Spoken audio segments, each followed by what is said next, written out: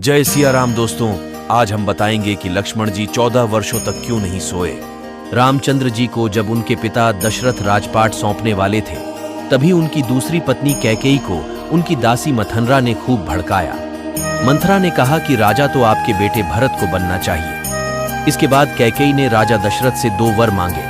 पहला, भरत को गद्दी मिलनी चाहिए और दूसरा, राम को 14 वर्ष तक वन में रहना होगा। राजा दशरथ को अपनी पत्नी के वर पूरे करने।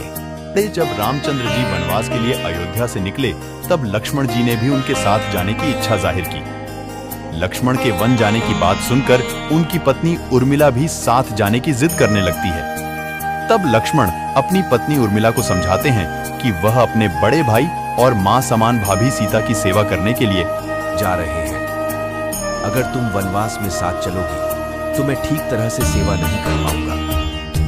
लक्ष्मण के सेवा भाव को देखकर उर्मिला साथ जाने की जिद छोड़ देती है और महल में ही रुक जाती है। वन में पहुंचकर लक्ष्मण भगवान राम और सीता के लिए एक कुटिया बनाते हैं। जब राम और सीता कुटिया में विश्राम करते थे, तब लक्ष्मण बाहर पहरेदारी करते थे।